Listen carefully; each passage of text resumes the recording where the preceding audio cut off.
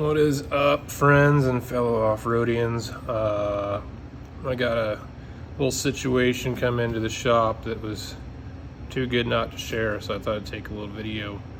Backstory is I got a Sportsman 500 in here. It's it's 2008 EFI, and the complaint was that it would randomly rev up, a high idle. Oftentimes it would idle really low to the point where it wouldn't continue, it would die, it wouldn't idle. It'd idle rough. Sometimes it'd run fine, and you could be sitting there idling low and rough, almost dying, all of a sudden it would rev up. And it's mostly ridden by a youngster, so it's kind of a safety concern as well as just an irritation. So anyhow, when I figured out what it was, I was like, man, never seen this. I got to take a little video. So now I'm going to show you what I found out. So I'm going to start by, we'll start the machine up so you can kind of see what it does, and I'll show you what the problem is. Okay, so we'll go ahead and fire it up here.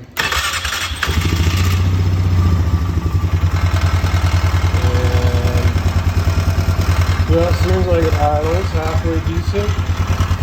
And I came over here to mess with some of the wires, see if we had a short.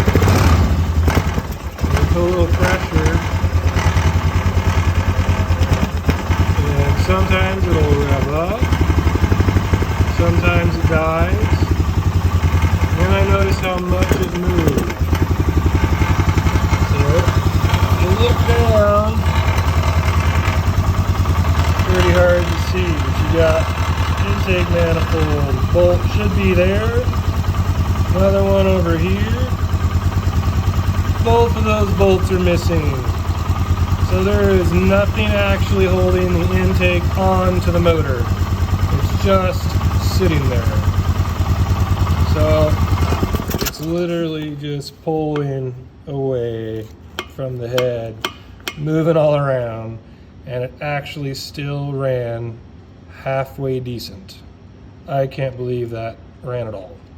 The Polaris is known to be really finicky, and the fact that that ran at all without even being bolted to the head is fairly astonishing. Anyhow, that is a new one for me. Thought it was too good not to share. Have a good one, guys.